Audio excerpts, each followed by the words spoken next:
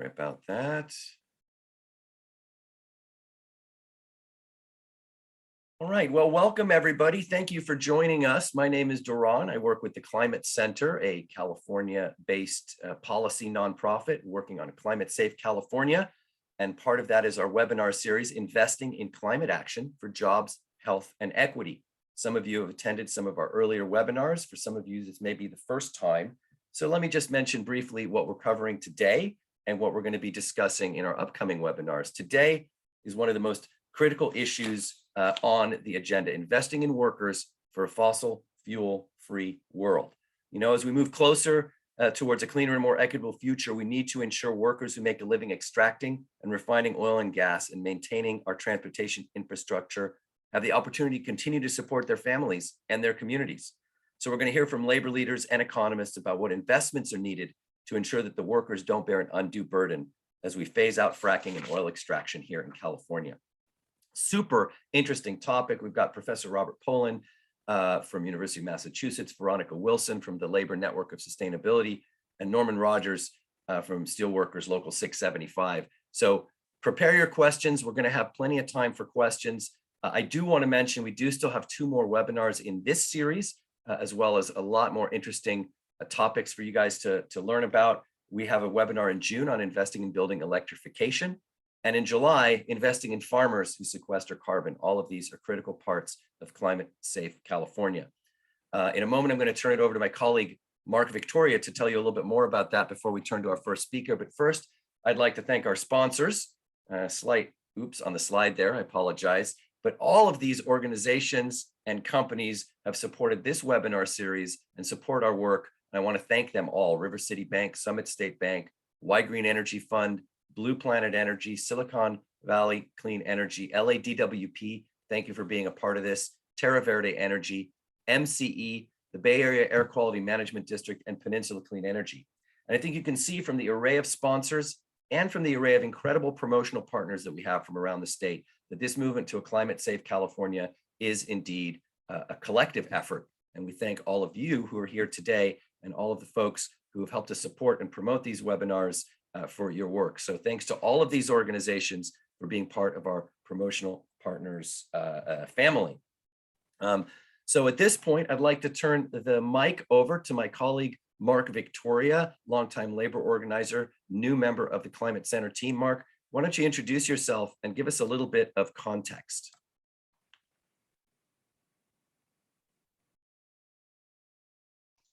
Sorry, having to go through all of the unmuting and visibility issues here with Zoom, but good morning. My name is Mark Victoria, and I have been with the Climate Center for just under 2 months, but I had spent roughly around 15 to 20 years working with labor.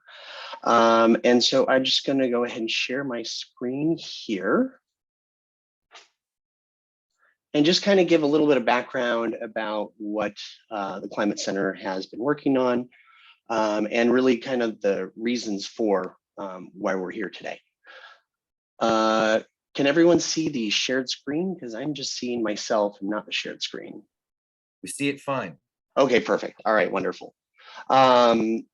So as we have seen, you know, climate change is here.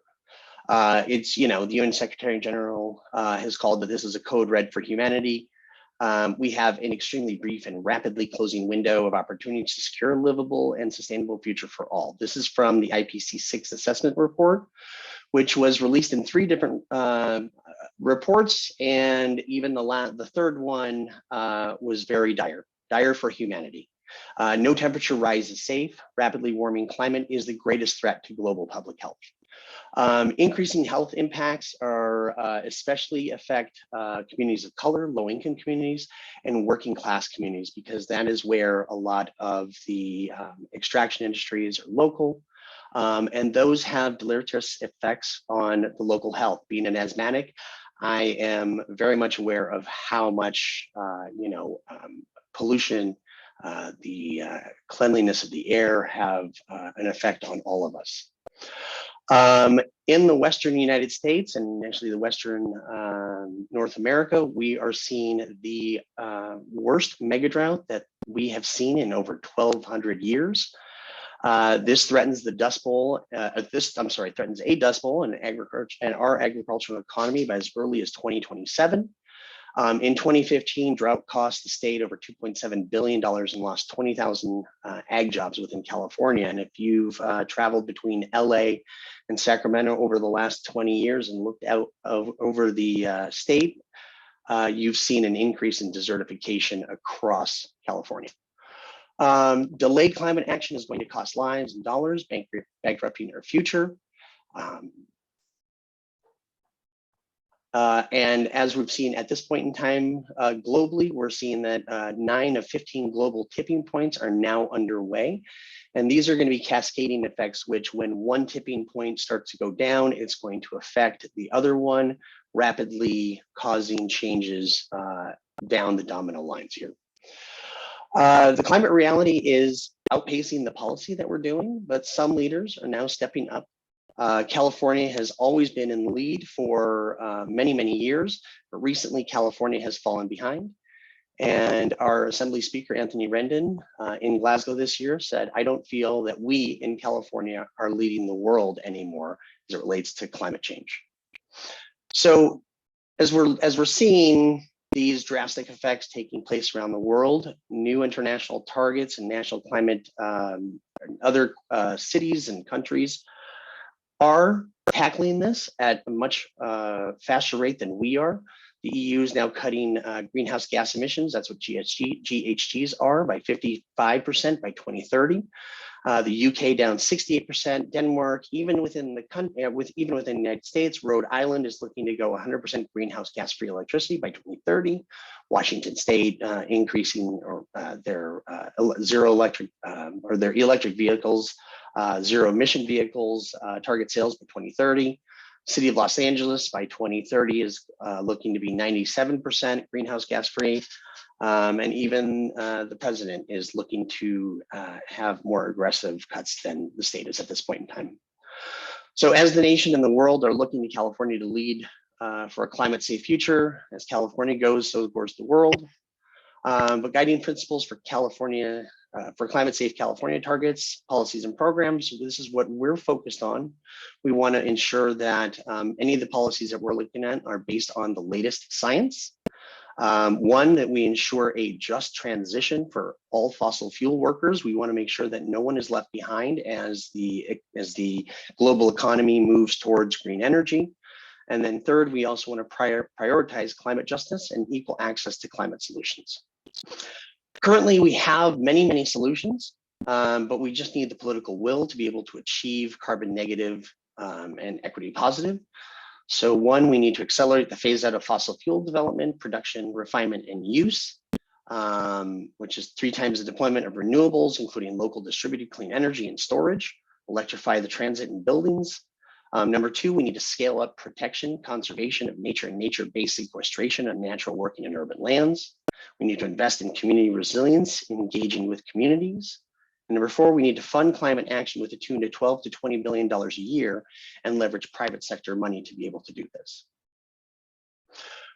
We need more aggressive, equitable policies and accelerated timelines in California now. In Climate Safe California, our campaign that we're working for is moving towards that. Our goal is by 2025 that California will have enacted bold and equitable policies required by science to dramatically not only cut emissions, but we need to also draw down on the carbon that is currently out there at the moment.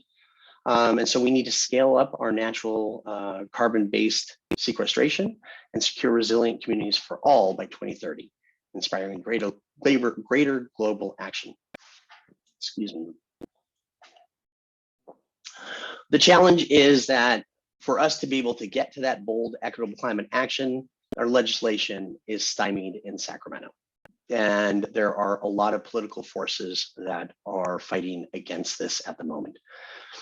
And so what we're looking to do is we want to be able to build power together with all sectors of the economy to be able to move California into a climate safe future for all of us. And with that, I'll move on.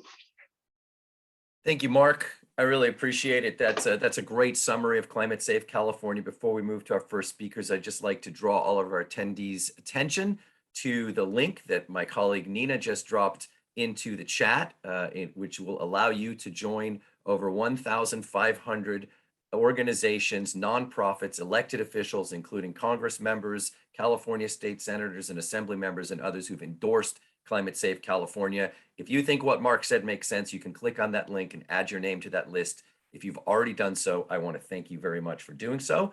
And at this point, let's start turning to our speakers. Let's delve a little bit more into what this means for workers. And to launch our conversation on this important topic, I'd like to welcome Veronica Wilson of the Labor Network for Sustainability.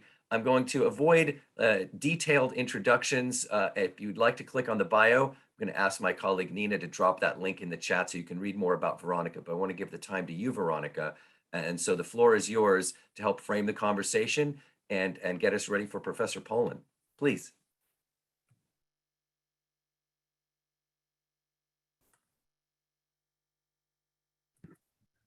All right. Hi.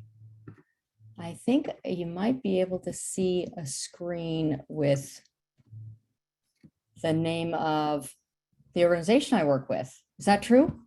Thumbs up? Yes, it was full screen, but Audio. now we're back to a smaller screen. So hit that slideshow button one more time and we'll be good to go. One more time. See if I can do that and see what I There you need. go. Looks good. Okay. So it's really nice to book. It's so nice to be here, and thank you, Duran and Mark, for the introduction. I very much appreciate being here. My name is Veronica Wilson. I am. Did I just switch to my talking points? Can you still see the? Good. Yes, you're fine. You can still see the. What are you looking at? Labor Network for Sustainability. Great. Okay. Thanks so much for your patience. As I was mentioning, my name's Veronica Wilson. I use she, her pronouns. I'm living on Tongva land, so I'm in the Southern California area, also known as Los Angeles. I'm the California organizer for Labor Network for Sustainability. And our mission is to build a powerful labor climate movement for an ecologically sustainable and economically just future. I'm going to stop share for just a moment. Nope, I'm going to keep going. So Labor Network for Sustainability is a national organization of it's a national network of workers, unions, and other labor organizations and our climate justice allies. So we work together again to build this labor climate movement, and we are centering science and equity at all of our work.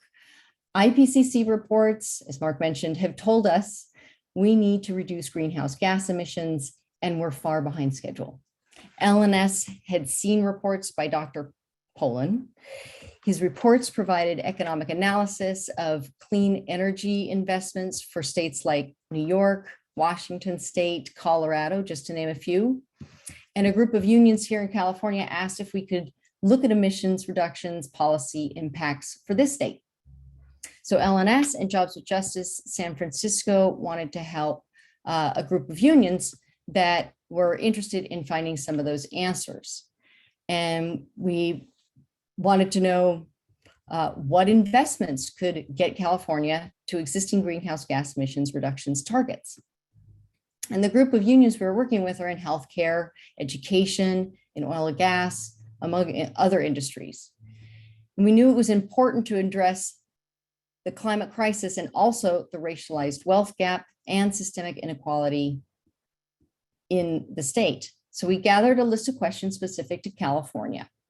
And we knew California has an exceptionally diverse population, extreme inequities, and the racialized wealth gap. And then the pandemic hit. So the economy came to a grinding halt, we're already looking at a pretty significant study for what we needed to know, and we had to add the layer of economic impacts of a public health crisis onto what our questions were. So it's because I'm not able to see my slides, I'm not sure if I'm moved to the next slide. Are you still looking at labor network for sustainability, or is there something else going on there? Labor Yeah. network for sustainability is what we see. Okay, how about that? Still the same slide. Still the same slide. Right, you How can't see. about, let me see if I can. This one? This No, one? it's not moving, It's right? not moving. This one? No? No.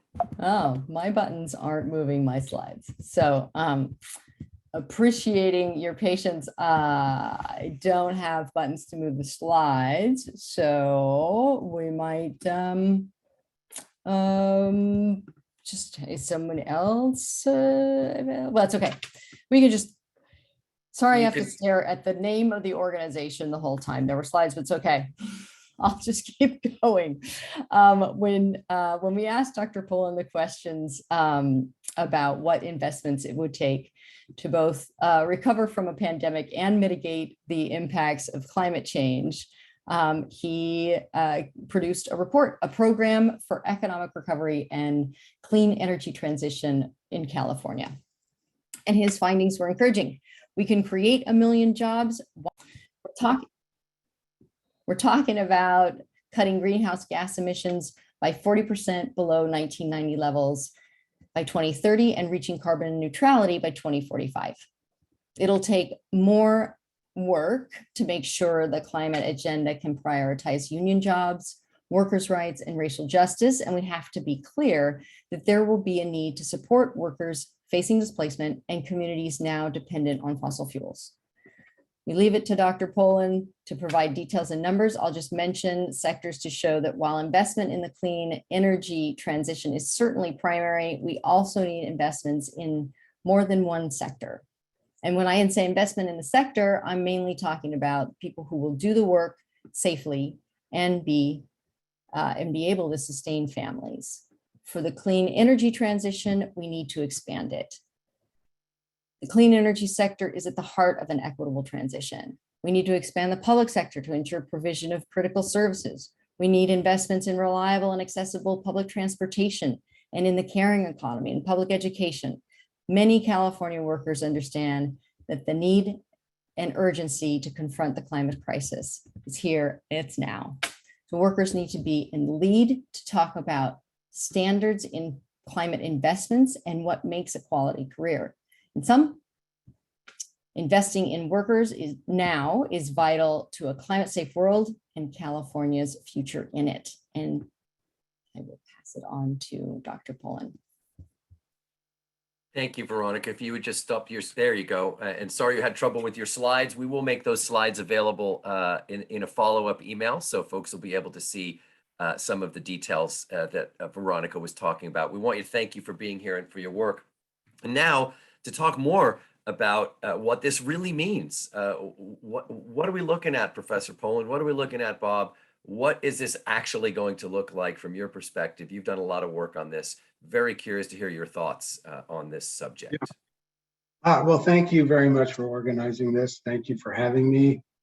And it is a real honor to work with Labor Network for Sustainability and all the affiliated unions that have been supportive and endorsed the program. I have to especially single out Norm Rogers and the work that he and his colleagues have done within the oil refining industry.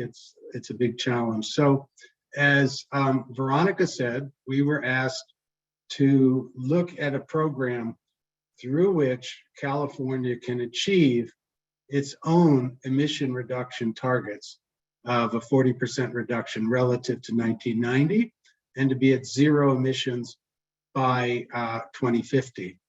And what that's what we do. And then what we look at in the study is to show the impact on employment across the board, the job creation through investments, plus critically, the job contraction when we phase out the fossil fuel industry in California, and how we make sure that the workers and communities in California who are currently dependent on the fossil fuel industry are supported, protected, made whole. So that's really the core of the study. It's a long study.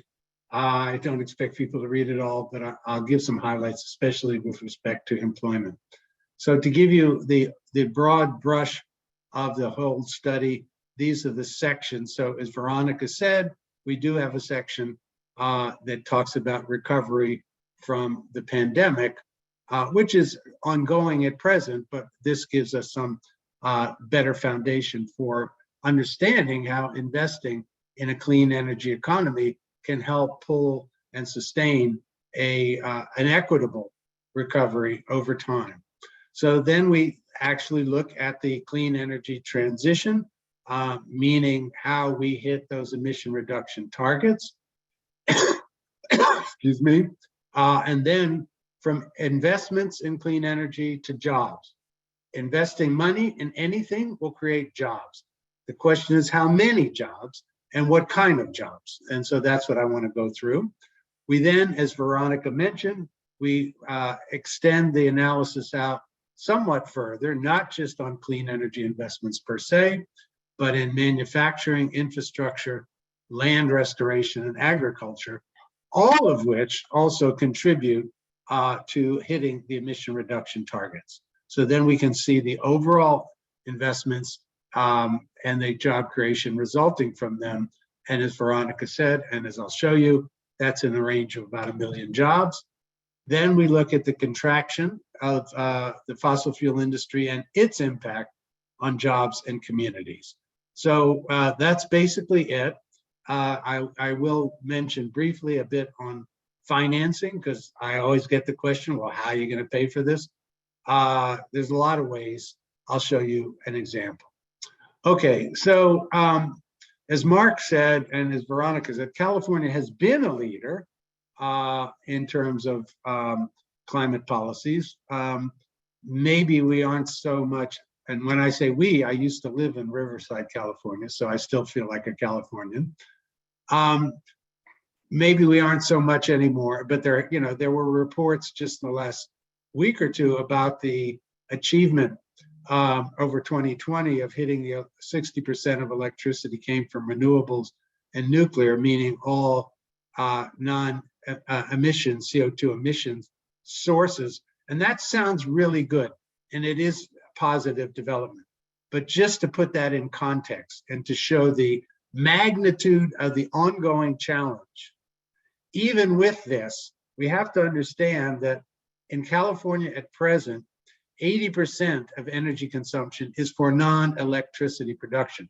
So when we say 60% of electricity comes from renewables and nuclear, non-CO2 emitting sources, that's good, but that does not address one way or the other 80% of energy consumption. And then in addition, when we look at electricity per se, as most of you I'm sure know, 50% of the energy that is used in generating a kilowatt hour of electricity, 50% is wasted. So that is another big challenge to eliminate that source of waste. Okay, now to focus, I'm going to focus on the jobs. So what we do in the program, as Veronica described, we first look at the investments that we estimate are needed to hit the emission reduction targets, the 2030 target of a 40% reduction relative to 1990, and the 2050 zero emission target. So we look and we focus on two areas of investment: energy efficiency and renewable energy. And you can see on the left-hand column the different investment targets, including, I'm not going to read them all, building retrofits, industrial efficiency, electrical grid upgrade, public transportation, and so forth. And then in the clean energy, we're looking at solar, wind, low emissions, bioenergy, geothermal, and so forth. And so then when you look, let's go to all the way to the right-hand column, you see the job creation generated by our estimate through the level of investment necessary. The level of investment necessary is about 2% of California's GDP every year between now and 2030. That's a lot. On the other hand, it means 98% of all GDP in California does not have to be spent on this project. And what we find, as you can, if you go all the way to the right-hand bottom column, we're looking at about 420,000 jobs per year increase through this investment program relative to what you would get without the program. And that's about 2.2% of the labor force. So if California otherwise would have a 7% unemployment rate, this would bring it down to about a 5% unemployment rate. The next issue is not just numbers of jobs, but what kind of jobs? What are the job quality? So we look at the job creation in all the areas of our investments, and you can see that we look at 4 different measures of job quality: total compensation, health insurance coverage, retirement plans, and union membership. And our overall story is that there is a range. There's a significant range. If we just look, for example, at average compensation between workers in the area of industrial efficiency versus workers in mass transit, you see industrial efficiency workers are making about $92,000. Mass transit workers are making about $38,000. So this is a huge difference. We have to understand what we're doing here. We're taking a snapshot of the conditions for workers today in these sectors. And one of the critical features of the overall project through engendering this large-scale increase in jobs is to create conditions for improvements in quality, primarily through union organizing. So there's going to be a lot of public sector support through these investments. There need to be labor standard conditions incorporated into these investment projects to raise job quality standards. In any case, you see the standards of job quality that are present in these sectors now. Now, we talk about not only, as I mentioned, not only the clean energy jobs, but we also looked at the manufacturing, infrastructure, land restoration, and agriculture jobs. And when we add in those 2 other areas, manufacturing, infrastructure, land restoration, agriculture, you can see that we end up with those 2 areas generating on the order of 600,000 jobs, while the clean energy investments, renewables, and efficiency are generating about 400,000 jobs. So I'm rounding here. Overall, we end up, as Veronica said, with a program that is going to generate about 1 million new jobs in California. And that level of job creation is sustained in California as long as this investment level itself is sustained. That job creation, about 1 million jobs, is about 5.5% of the California labor force. The investment level for the overall program is about 3.8% of California's GDP, or about $140 billion a year.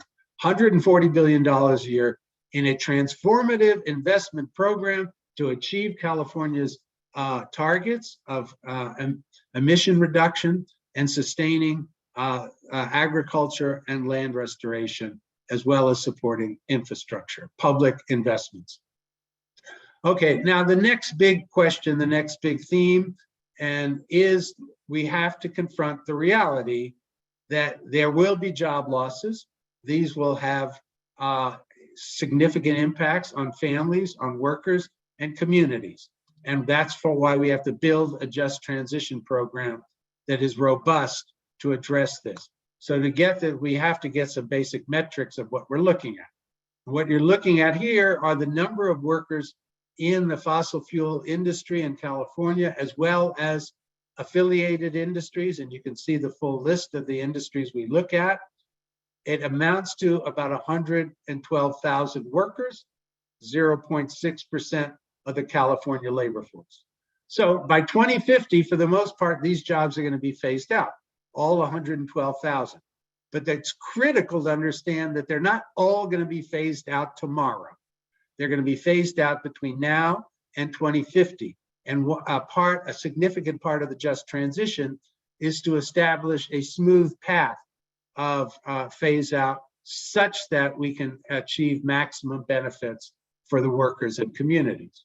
So what we do is we look at the workers in those California fossil fuel-based sectors, job quality for them. And the basic story is job quality for workers right now in California in the fossil fuel sectors is higher than the workers that are in the clean energy sectors. And there's a reason for that. That's because there's been significant and successful labor action organizing in the fossil fuel sector for decades, for generations, and they have created a situation where these are good jobs. They haven't always been good jobs, but unionization has made them good jobs. So the goal in advancing the Clean Energy Investment Program is to create conditions through which the clean energy jobs and the land restoration and agriculture jobs also become good jobs. You can see, just as one indicator, the average compensation is almost $130,000. Health insurance coverage is 70%. Retirement benefits, 65%. Okay, so what does it mean to create a just transition program? Well, here's the features of the just transition program that we look at for all the workers who are in the fossil fuel-based industries now. Pension guarantees, job guarantees. You're guaranteed another job when your fossil fuel job is phased out. Wage insurance, meaning that if you move to a job where the pay is lower out of your fossil fuel job, you're guaranteed your current level of pay at least for 3 years. In addition, we talk about retraining and relocation support, generous levels as needed. And now, how many workers are going to need this level of support? And looking first at this period 2021 to 2030, we estimate, of that 112,000 workers, there's going to be job losses of about 5,800 per year, the contraction rate. But then we divide that up, because looking at the demographics of the people in the jobs now, about 2,500 are in the range of 55 and over, and we estimate that about 2,500 of them will retire voluntarily. They need their pension guarantees, but they're not looking for another job. The other workers that will need another job, that's about 3,200 workers. That's what we estimate. So remember, we're looking at about 1 million jobs getting created, and then 3,200 workers per year getting displaced and needing reemployment. This is something that is easily attainable. You don't need to go through all of this. I just want to show you. This is how we estimate the amount of money that is needed to provide the just transition support for each and every worker, each and every year under the just transition program. The last line, the last column, shows you how much we estimate it would cost for all the workers to get the generous just transition program, and that's about $470 million per year. Now, it's important to keep in mind that that estimate does take advantage of the fact that, about 40% of the work jobs that are going to get lost are held by workers who will voluntarily retire. And that works if we have a steady transition out of fossil fuels.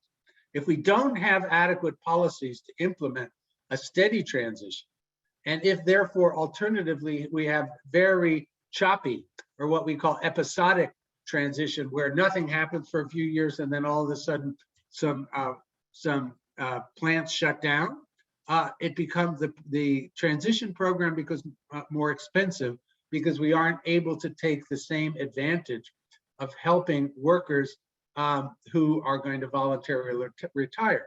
It becomes more expensive to find jobs for the workers if we don't have as many voluntary retirements in a given year. So without a steady transition, if we have something what we call an episodic transition, we estimate the cost not about 470, but about 830 million a year, almost double. So it's important that we do as much as possible to make the transition steady.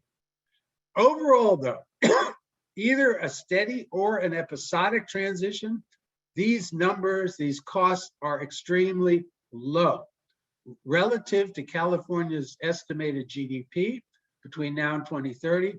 We're looking at a cost of about 0.1%, 1/100th of 1% of GDP under steady, 2/100ths of 1% under episodic.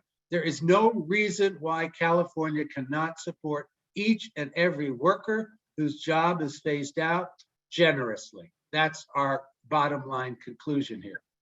Now, finally, we focus on communities as well.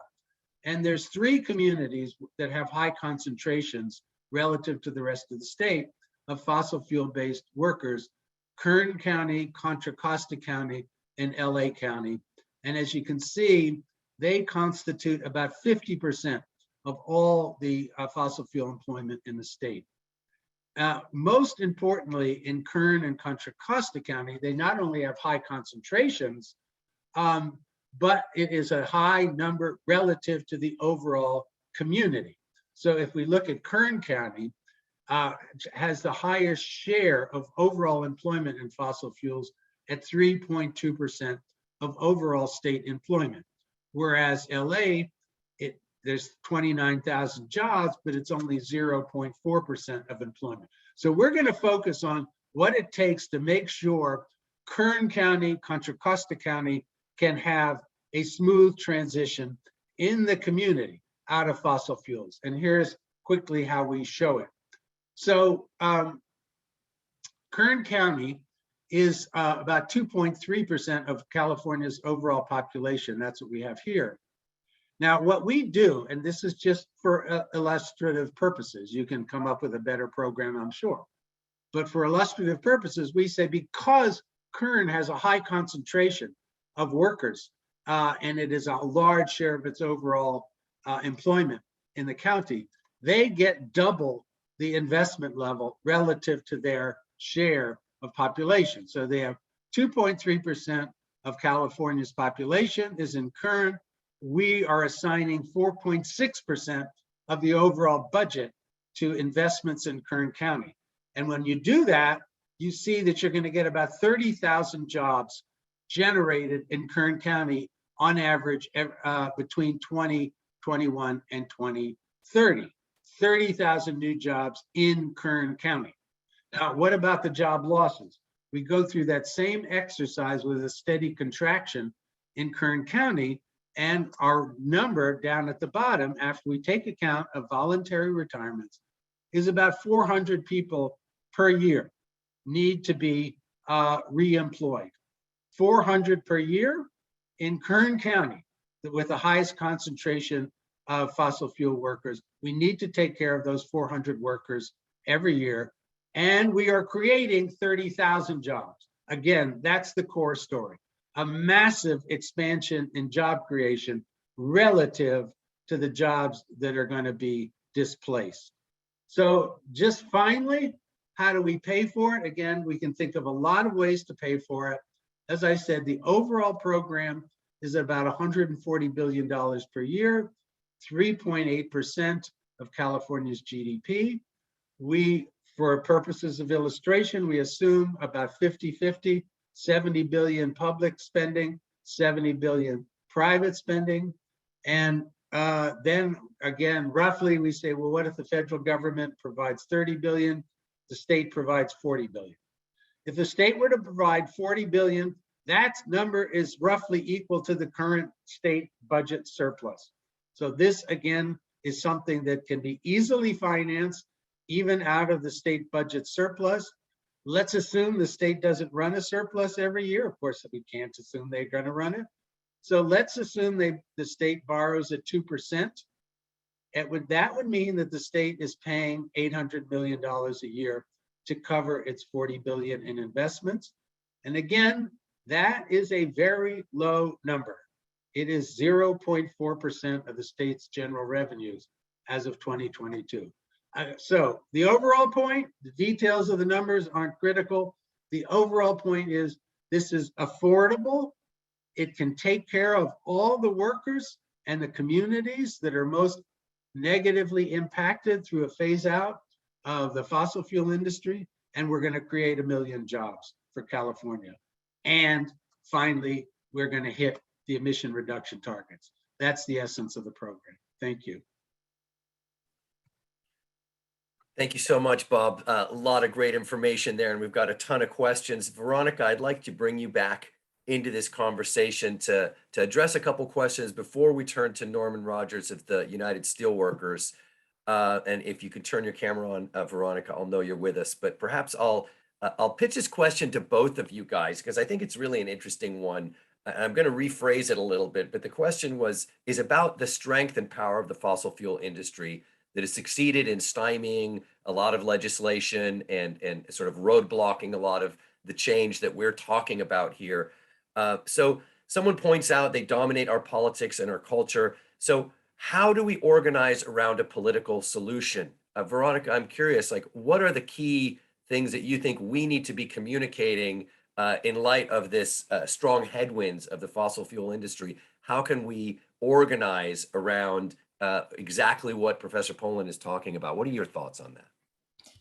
Just a quick, thought. I'm really interested to hear from our other panelists, and mainly sort of what I mentioned earlier, that the threat of climate change is a threat to workers, vulnerable communities, and the planet. And that means that those impacted first and worst, and we're talking about Black, Brown, and Indigenous communities, low-income workers, are suffering harmful effects. So let's think first, where do we take our step? We're trying to understand that we have many sectors in our economy that are impacted by the climate crisis, and many sectors that we can be working with to address it. So I think we mentioned, we're talking about people in education, in healthcare, in many sectors, and we're all coming together because we're all seeing the devastating impacts of the climate crisis. And that's, I hope, addresses a little bit of that question. Thank you so much. Thank you. Thank you. Bob, do you have, I know you're a professor of economics, not a professor of politics, but I'm just curious your thoughts about how do we rally people in the face of those strong political headwinds, since we all know this is so critical? So first of all, I'm going to agree with you. I'm not a professor. I'm a professor of economics, and also I'm a professor, and so I'm not an organizer, and therefore I'm probably the least qualified person, not only among the speakers, but probably the participants in coming up with a good answer. Nevertheless, as a professor, of course, professors always have answers for everything, whether they know or not. So I will toss out some thoughts. The first important thing is the fossil fuel industry has power because people want to buy fossil fuels to consume energy. Their power diminishes every time we transition out of fossil fuels. So it doesn't matter what they think if we figure out alternative ways to supply the energy that we need. And so just to give one example that just happened on Earth Day in my own university here, was we have committed to go to zero emissions by 2032 in 10 years. And so at that point, if UMass Amherst and all the other big universities were to do something similar, the power of the fossil fuel industry doesn't matter. They can say whatever they want. We're not going to buy what they have to sell. So that is going to weaken them. And, that is I think the single most critical thing that can be done. And it's easier for me to say than to have it done. But, programs that not just to mean the phasing out of the fossil fuel industry. And they can run all the soft focus ads that they want, but they're not going to be able to overcome that. Great. Thank you so much. I really appreciate your thoughts on that. I've got another question for you, Bob. And you addressed it a little bit, but I think it's worth expounding on a little bit more, because this is at the crux of the question. We get this, there's been a lot of variations on this question, but you acknowledge the fact that fossil fuel workers, due to their organizing, have been able to achieve a high standard of living. And renewable energy workers at this point, those jobs are a lower standard of living. So, and you talked about it a little bit, but perhaps just draw on this thread a little bit more. The question is really simple. Why should refinery and other well-paid fossil fuel workers support this transition if it's going to result in a reduction of their standard of living? So from your perspective, I know you talked about wage guarantees and the like. I just want to draw on this question because it comes up over and over again. So perhaps just rehammer that point. Well, of course, we want to hear from Norm Rogers. He's the one who really can answer it. Good But point. I would just say that, I've heard that, and with total justification, I've heard variations on that also. And people say, yeah, professor, great program, a lot of nice numbers. You're going to keep your job, but I'm not going to have my job. And this program that you outlined isn't going to get implemented. Why? Because the environmentalists don't care about the fossil fuel workers. And what are you going to do about it? So that's real. And to me, that therefore tells us that all of us who support, saving the planet, a minor goal like that, we have to integrate the just transition as absolutely critical to the overall program. That we can't talk about a emission reduction program in and of itself, independent or in isolation from just transition. So just transition has to be at the center of the overall program. Wonderful. I think that's great. I actually think that's a perfect segue to Norm. Let's bring in the voice of labor, United Steelworkers Local 675. We'll bring you all back in for our final Q&A before we turn to our take action item. We've got some more exciting stuff for you, but I'd like to bring Norman Rogers in. Norman, you've been listening to a lot of this. You have some prepared comments. I'd like to hear what you have to say, boots on the ground. What does this mean to you and the members of your union and the other folks that you work with? Very good. Thank you. And thank you to Veronica and Dr. Poland. So saying I'm the voice of labor, let's back off that just a little bit and we'll go with a voice in labor. But let me start off by the picture behind me. It's useful for this conversation, and let me share my screen here for a better look there. Can you all see that? Yes. Okay, so this is Huntington Beach, California, right about 100 years ago. There's a lot of things I'm going to use this picture for to help describe the situation.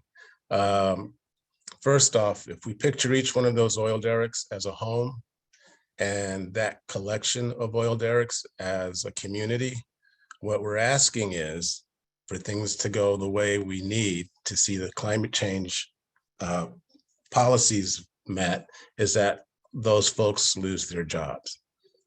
And it's not just folks losing their jobs individually. When you get numbers like this, it's whole communities that get affected.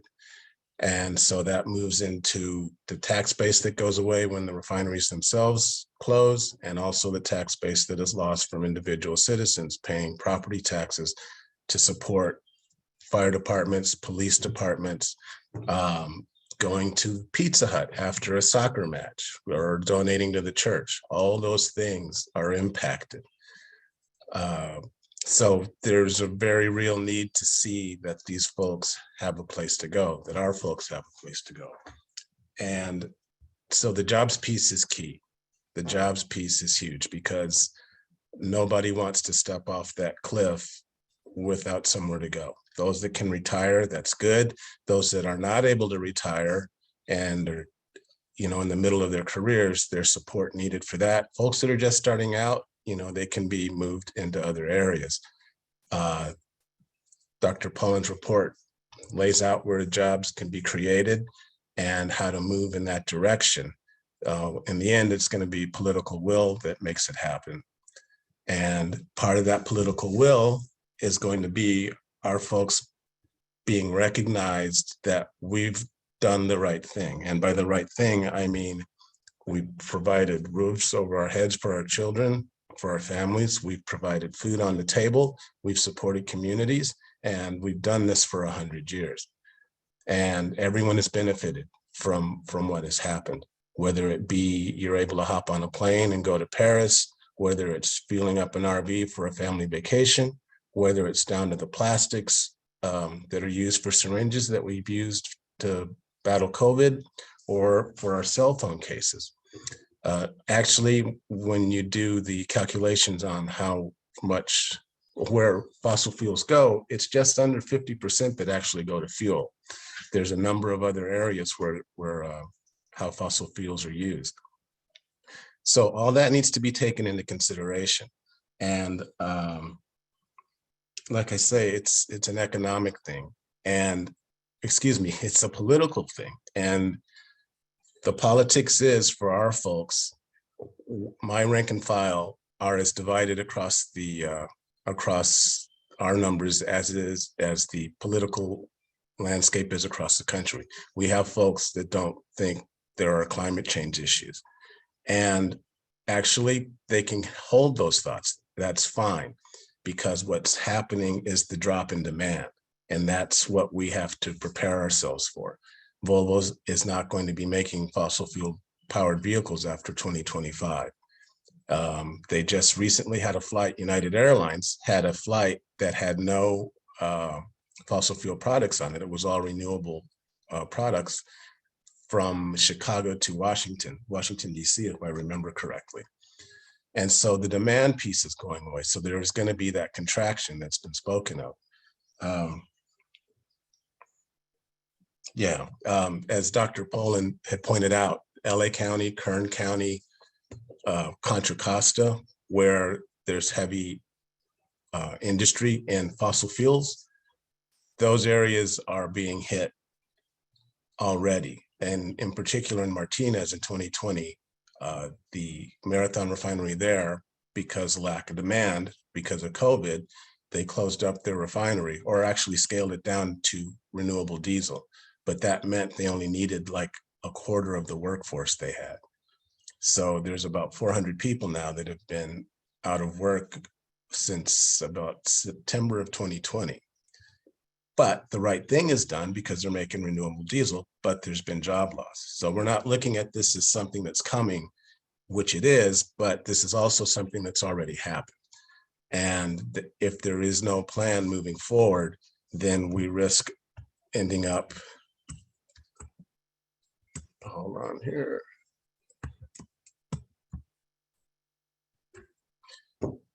With something like this. This is outside of Detroit. And if you watch, it shows from 2009 to 2014, over a span of 5 years. This was after the reduction in jobs because the auto industry contracted.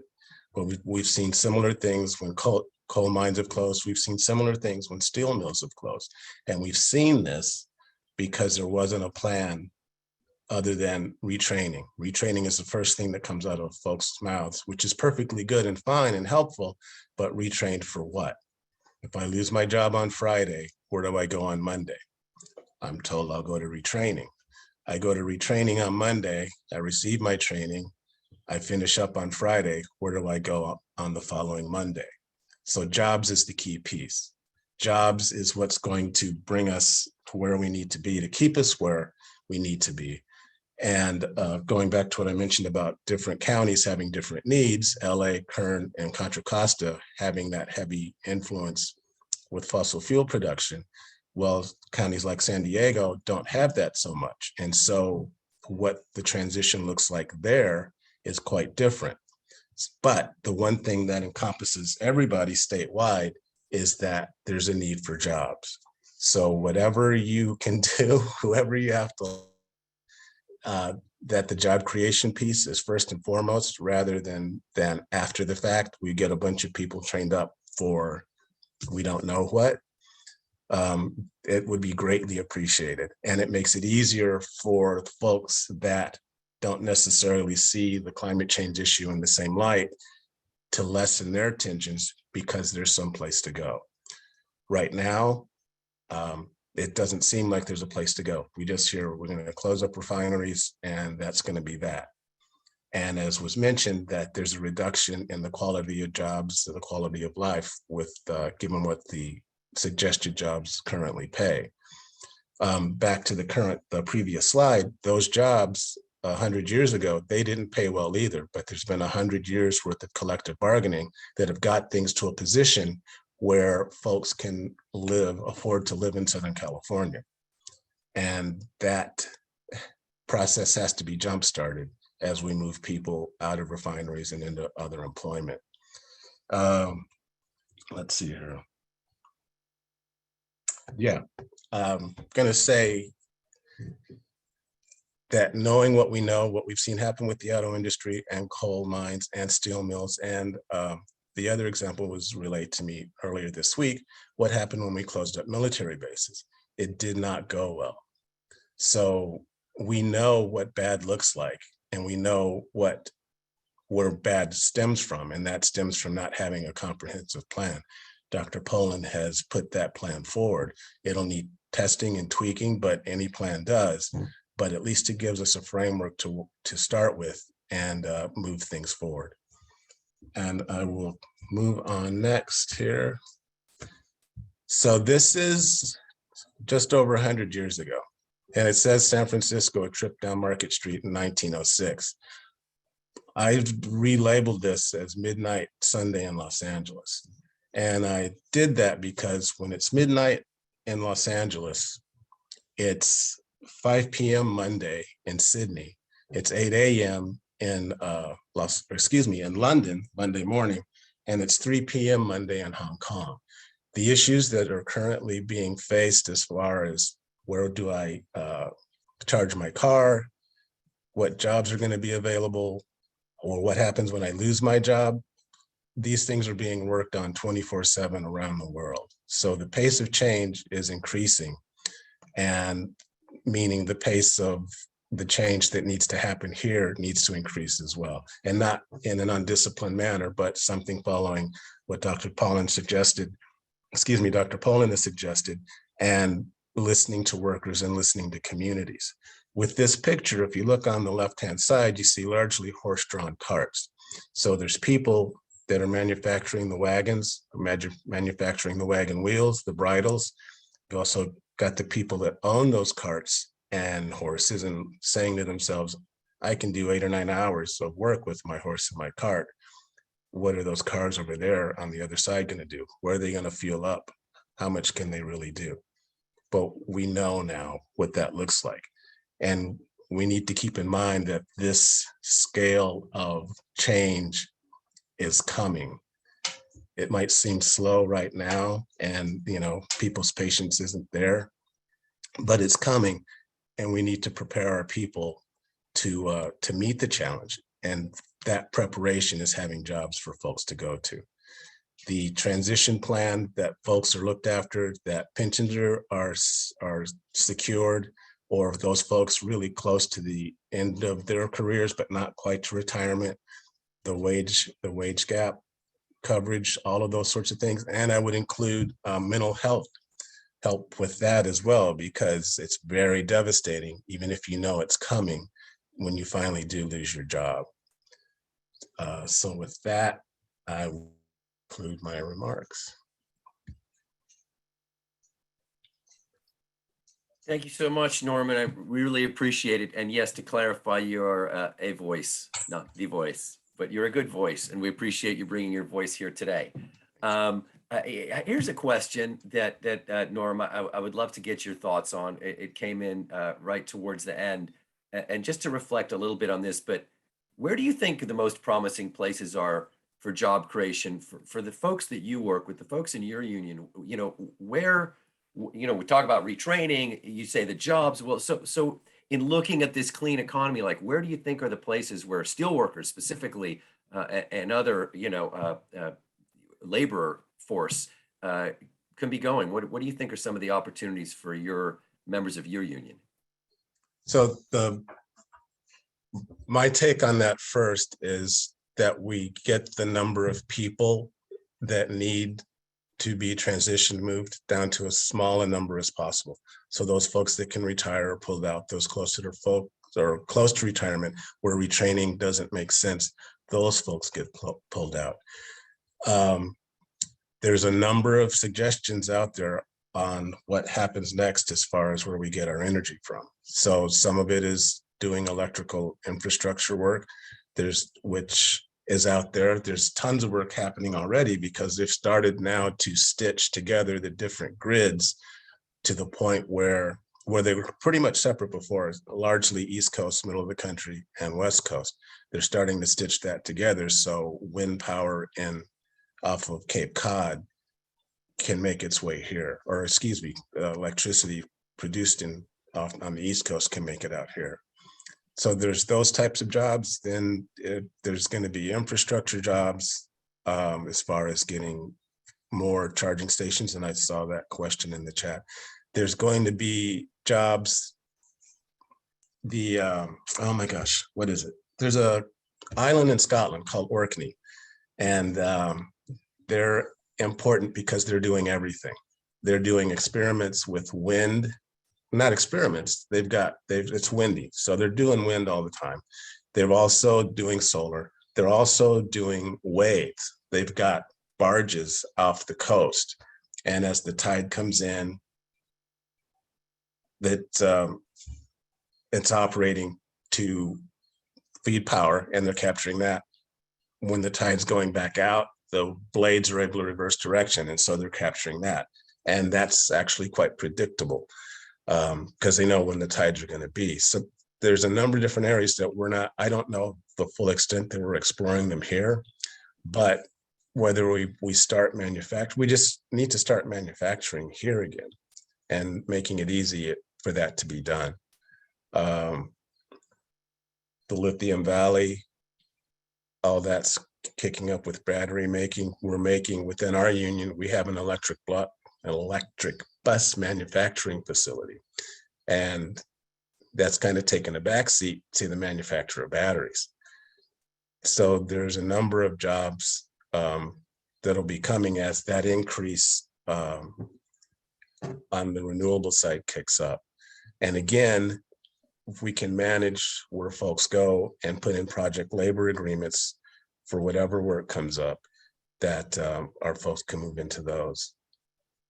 And by our folks, I'm not just referring to USW, but there's the building trades, the whole shot. Because to go back to mention Martinez, where the facility closed down, we lost steel worker jobs, but they're no longer doing the size and scale of capital projects they used to. So that's also been a knock for the building trades.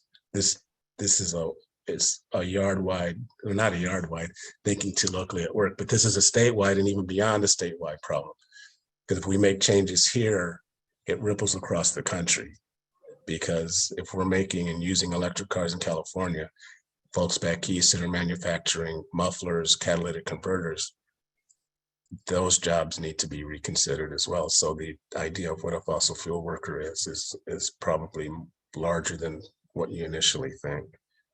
That's right. That's right. I mean, I think about all the folks who maintain gas cars and all the smog check stations. I mean, it's a broad transition that needs to happen. But I'm just reflecting for a moment on that image you showed of San Francisco or LA in 1906. I know that in the 1890s, the New York Transportation Authority had a meeting, and most of what they talked about was horse poop, about cleaning up horse poop. And this is as the first electric cars and gas cars are starting to hit the streets. So we need to have the vision to not just look at the mess we're making, but like what the new clean energy transition will be. And you talk about tidal energy, I think about the Golden Gate. I mean, the massive amounts of energy that's pouring in and out of that narrow gap every day. And how do we harness that? And where's the role for workers in building and maintaining those systems? So it's fascinating. And Veronica and Professor Poland, if you're able to rejoin this conversation, I would love to have you back. Veronica, you had wanted to talk a little bit about a question we got from a Michael about green renewable energy jobs versus fossil fuel jobs. Did you have another comment you wanted to make on that topic? I think you had indicated you wanted to elaborate a little bit more. I think, Dr. Pullen addressed it, that organizing the fossil fuel sector and unionizing made refining quality careers and made them safe. And it took generations. So if it took decades to get here, we need to be organizing now. And that's why we need workers in the lead to talk about equity and access to work, the labor standards in all climate investments. And that's basically what I was going to add to that. Perfect. Well, thank you for clarifying that point. And Bob, I'd like to turn back to you now. We had some interesting questions, and this is a question for an economist. You'll be happy to know. And the question is, what about tax revenue? What happens to local communities? I know we kind of touched on this, but there's specific questions as closing refineries, not to mention gas stations and all the rest, is going to lower tax revenues for cities and towns where these fossil fuel entities are located. As a matter of fact, in cities and towns everywhere. So just to throw a little bit of a tough question here, does your study look at how the communities are going to adjust? What does that mean for like our local tax coffers that pay for schools and police and all the rest? So yeah, I mean, we do, because we focused especially on Kern County and Contra Costa and to a lesser extent LA. But that's why focusing on the figures I showed you with respect to Kern County, we moved a disproportionate amount of investment funding into Kern County. So yes, employment in fossil fuels is going to contract. Everything tied to employment in fossil fuels is going to contract in Kern County, including the tax revenues from all the businesses associated with it, including the sales tax for all the people that are involved in the fossil fuel sector. On the other hand, as I showed, we're looking at something like 30,000 jobs a year if you were to give about 4.5% of overall the overall investment program in Kern. You can come up with another number. If it's not 4.5%, let's say it's 3.5%. So then you have 20,000 jobs. All of those will mean positive expansion in employment, incomes, tax revenues. So that's the whole idea in terms of a community adjustment, recognizing, that you have to not just address the issue specifically with respect to workers, but in terms of the overall community transition, which entails, yes, we need funding to keep schools going, to keep hospitals going, to keep public safety going, as Norm said. And that will happen in a rational, just transition that recognizes especially the communities that are going to be most heavily hit. I don't mean to downplay the impact in a place like LA County, but you see, LA County is an interesting case because actually it has the highest concentration in terms of absolute number of workers. It has 25,000 workers in fossil fuel and ancillary industries. On the other hand, it's 0.4% of overall employment. So its impact relative to Kern is going to be relatively small. So we need to focus especially on those communities where the proportional impact is going to be large. That sounds great. I couldn't agree with you more. Just a real, someone had asked this question. Could you elaborate a little more on indirect and induced jobs? Someone was like, not entirely clear on what those two different categories refer to. Yeah, very good reason. I didn't discuss it at all, though I put the numbers up. So when we talk about job creation and we talk about the million jobs overall, it includes three categories: what we call direct jobs, what we call indirect jobs, and what we call induced jobs. Direct jobs, let's say you're installing solar panels on the roof of a building, that's a direct job. If the project is solar installation, people that do solar installation is a direct job. Indirect jobs are what we could call supply chain jobs. So the people that are delivering solar panels, transportation workers, truck drivers, that would be an example of an indirect job. An induced job is the employment that gets created when the direct workers, the indirect workers, they have jobs, they get paid, money is in their pockets, they spend it. Like Norm was saying, you go to Pizza Hut. That the people that work at Pizza Hut, because the workers in the communities have these clean energy jobs. The expansion of employment in Pizza Hut would be an example of an induced job. Excellent. Thank you so much for clarifying that. It all makes a lot of sense. We are going to be moving shortly to our take action item. And in a moment, I'm going to introduce my colleague, Nina Turner, to give us something specific that we can do. And it's around sharing the report that Labor Network for Sustainability and Professor Poland put together. We do have a couple more questions, but I would just like to perhaps give each of you a chance to kind of summarize a little bit, and I'll kind of go in the order that you presented with Veronica, then Professor Poland, and then Norman. Like as a takeaway, we've heard a lot today. We've heard a lot of really good information. We've heard some data, but I think all of the people who are here on the call are really most interested in how we can get to where we need to go. So Veronica, I'll start with you.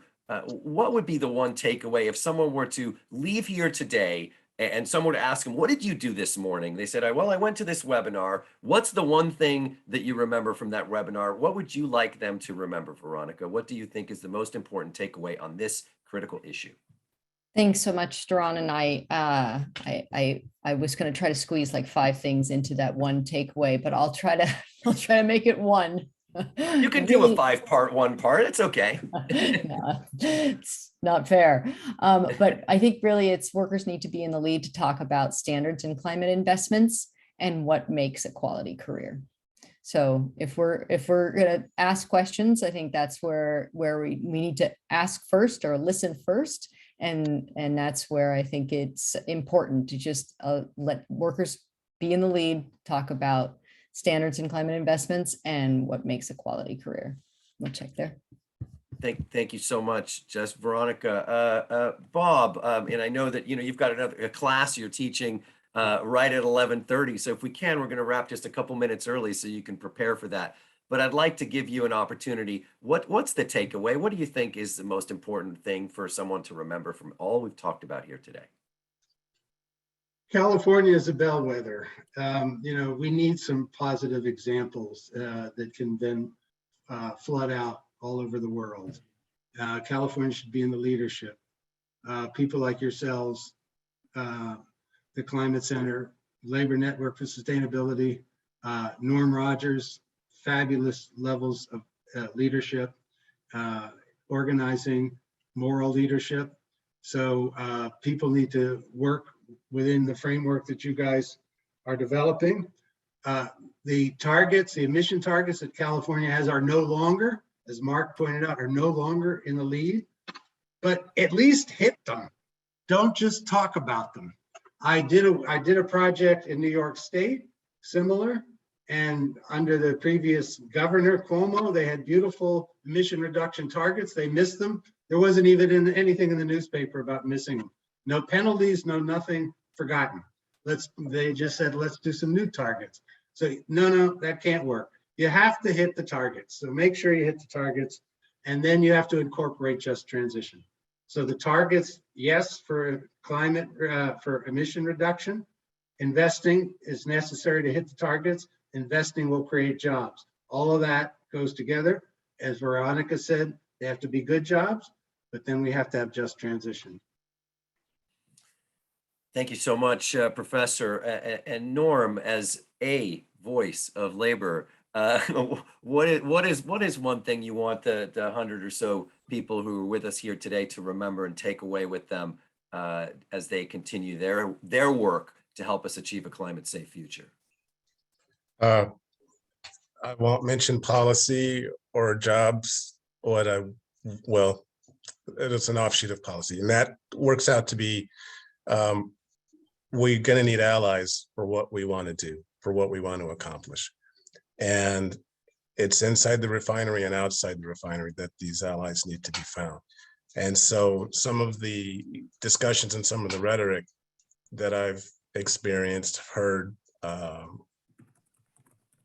revolving around refineries and refinery workers isn't conducive to that. We need folks to, we need to change the language and how we speak to allies is what it boils down to. Folks in those refineries have been doing the right thing.